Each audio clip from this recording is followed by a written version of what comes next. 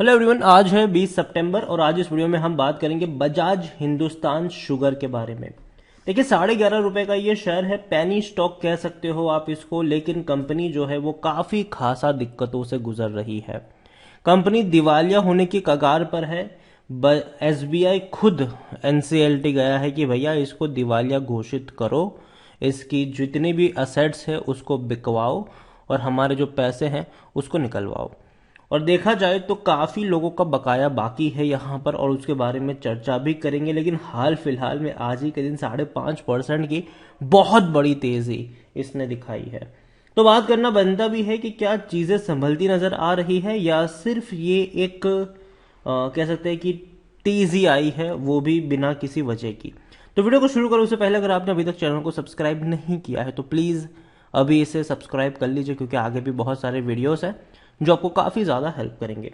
तो बजाज हिंदुस्तान शुगर 11.5 रुपए का शेयर, अच्छी तेजी कह सकते हो। और आज अगर आप देखें तो मार्केट क्लोज होने के जस्ट कुछ मिनटों पहले एक बड़ी रफ्तार आई थी यहाँ पर। अगर एक महीने की बात करें तब तो तेजी और भी ज्यादा बड़ी है, 18% का ग्रोथ है। 9.70 रुपए से एक झटके में भाग गया शेयर, 12 के करीब पहुंचा, टूट के बिखरा, वापस अब भागने की कोशिश आज कर रहा है।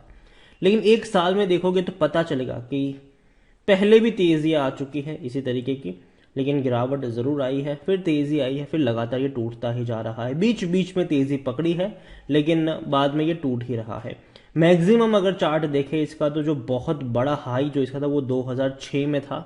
450 रुपए का शेयर था, टूट के बिखरा था, तेजी बनी थी, टूट के बिखरा था, तेजी बनी थी। उसके बाद जो हालत इनकी खराब होना शुरू हुई वो 2010 के बाद शुरू हुई है। ये टूटता ही चला गया, टूटता ही चला गया, टूटता ही चला गया। एक वक्त ऐसा भी आया कि ये आपको 2 रुपए में भी मिल रहा था, इतनी भयंकर गिरावट थी। और दिक्कत यहां पर क्या है? दिक्कत यह है कि एसबीआई जो है वो एनसीएलटी गया है इंसॉल्वेंसी प्रोसीडिंग के लिए बजाज हिंदुस्तान शुगर के खिलाफ। यहां पर अगर आप देखें तो Bajaj Hindustan sugar is an non compliance of 5,000 crore loan restructuring agreement. देखो, कंपनी के ऊपर कर्जा कई सारा था, लेकिन बीच में चल रहा था कि चलो भैया लोन जो है उसको रिस्ट्रक्चर किया जाए, ठीक है। लेकिन एसबीआई ने क्लेम किया है कि Kushagra Bajaj led company failed to bring an equity from associate that was promise as a part of restructuring package. तो जो रिस्ट्रक्चर की चर्चा भी हो रही थी, तो यहां पर एसबीआई ने ये क्लेम किया है कि रिस्ट्रक्चर की जो प्रोसेस है वो अभी उतनी तेजी से नहीं बढ़ पा रही है। इवन अगर आप देखें तो Kushagra Bajaj also helm other group company such as Bajaj consumer care and Bajaj energy. यहां पर आप देखा जाए तो according to the submission made by SBI lawyer Sandeep Arora in court, the sugar manufacture defaulted on 1,052 crore portion of its debt on March 3rd. A default amount was 140 crore including coupons payment on optionally convertible debenture that had been subscribed by the bank. तो देखा जाए तो कर्जा ज्यादा है, और ये नहीं तो सिर्फ बैंक का कर्जा हुआ, ठीक है भैया, किसानों को भी बहुत सारा बकाया बाकी है। कई सारे गन्ना किसानों से गन्ना खरीदा गया लेकिन उनको भुगतान अभी तक नहीं हुआ है, और ये कहीं ना कहीं एक मेजर डिफॉल्ट है इनका। और देखा जाए तो ये प्रॉब्लम अभी भी चल रही है। अगर रिस्ट्रक्चर होता है तो बहुत अच्छी बात है, कह सकते हो कि चलो भैया एक नई लाइफलाइन इसको मिल जाएगी। लेकिन अगर रिस्ट्रक्चर नहीं होता है, एनसीएलटी में जाता है, दिवालिया की प्रोसेस शुरू होती है, तब तो भैया असेट्स बेचकर बैंक का ही कर्जा चुकता नहीं होगा, तो रिटेल इन्वेस्टर को तो भूल ही जाओ। जनरली रिटेल इन्वेस्टर को कुछ नहीं मिलता है ऐसी सिचुएशन में। स्मॉल कैप शेयर है, 1,414 करोड़ के आसपास का इसका मार्केट कैप है। कंपनी लॉस में थी, 45 करोड़ का लॉस इनको हुआ था जून क्वार्टर में। इनका जो रेवेन्यू था ये 1,530 करोड़ के आसपास का था। यहाँ पर बजाज हिंदुस्तान को लेकर अगर हम देखें, बजाज हिंदुस्तान शुगर में देखें तो according to Moneycontrol user 14% लोग कह रहे हैं कि बेचो, बाकी हर कोई कह रहा है खरीदो, खरीदारी करी है तो बने रहो। कंपनी में अगर आप देखो तो रेवेन्यू लगातार टूट रहे हैं, और ये नेगेटिव संकेत है कि रेवेन्यू इनके लगातार टूट रहे हैं। देखिए 19-20-21 फाइनेंशियल ईयर में रेवेन्यू एटलीस्ट स्टेबल थे इनके, 6,600 6,800 करोड़ के आसपास थे। लेकिन इस बार 2022 फाइनेंशियल ईयर में, मेरा पिछले फाइनेंशियल ईयर की बात करें तो 5,575 करोड़, मतलब गिरावट है, बड़ी गिरावट है। प्रॉफिट में भी आप देखोगे तो लगातार लॉस ही नजर आ रहे हैं। तो ये प्रॉब्लम है कि भैया बड़े बड़े लॉसेस जो है वो ये कंपनी कर रही है, बड़े बड़े लॉसेस कर रही है और कंपनी प्रॉफिट में भी नहीं है। और यही वजह है कि भैया कंपनी पेनी स्टॉक भी तो है। खरीदारी करने का सही मौका है कि शायद ओवरबोर्ड जोन में नहीं है। रेड फ्लैग है कि प्रमोटर की बहुत सारी होल्डिंग गिरवी पड़ी है, लॉन्ग टर्म में पैसा नहीं बना है, डिविडेंड तो भूल ही जाओ कि ये आपको पे भी करेगा।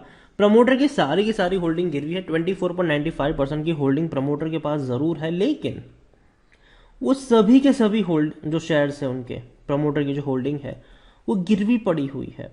म्यूचुअल फंड के पास कुछ भी नहीं है, कुछ भी नहीं, 0%। डोमेस्टिक इंस्टीट्यूशन के पास 19.05% की होल्डिंग है और एफआईएस के पास 1.38% की होल्डिंग देखने को मिल रही है। रिटेल्स और अदर्स के पास 54.62% की होल्डिंग है। उसमें से भी जो रिटेल इन्वेस्टर्स है उनके पास 39.51% की होल्डिंग है। देखिए ओवरऑल बजाज हिंदुस्तान शुगर को लेकर मैं इतना ही कहूंगा कि देखो डेफिनेटली प्रॉब्लम जो है वो छोटी मोटी नहीं है। कंपनी एनसीएलटी में जा रही है और ऐसे में अगर वाकई में कंपनी को दिवालिया घोषित कर दिया गया, कंपनी के असेट्स की बिकवाली हो गई, तब तो मान लो कि भैया हो गया, इनका कुछ नहीं होने वाला। फिर तो पैसा मिलेगा ही नहीं किसी को, मतलब शेयर होल्डर्स की मैं बात कर रहा हूँ, ठीक है।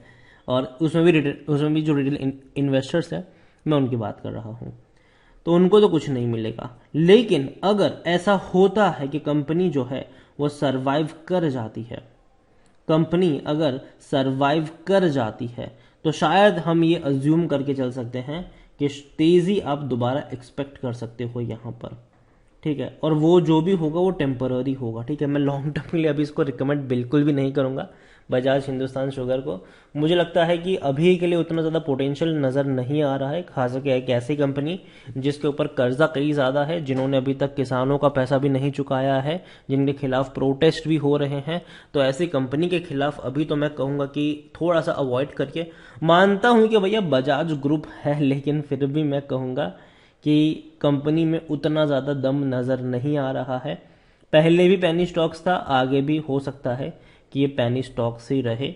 लेकिन अगर कंपनी सरवाइव हो जाती है, अगर एनसीएलटी मतलब अगर कंपनी बिकती नहीं है, कोई रीस्ट्रक्चरिंग प्लान बन जाता है, तो डेफिनेटली चीज़ें थोड़ी बहुत बदल सकती है शॉर्ट टर्म के लिए। लेकिन लॉन्ग टर्म के लिए मैं यही कहूँगा कि अभी के लिए बजाज हिंदुस्तान शुगर के शेयर्स को अवॉइड करिए। तेज़ी ज़रूर आई है, लेकिन ये तेज़ी और गिरावट का खेल चलता रहेगा, वो हमें पहले भी देखने को मिला है, आगे भी देखने को मिलेगा। तो वीडियो को यहीं पे एंड करता हूँ। पसंद आया हो तो लाइक करो, शेयर करो, चैनल पर अगर पहली बार आए तो प्लीज़ सब्सक्राइब करें। और बजाज हिंदुस्तान शुगर के बारे में आप क्या सोचते हैं वो भी आप मुझे कमेंट में लिखकर बता सकते हैं। Thank you.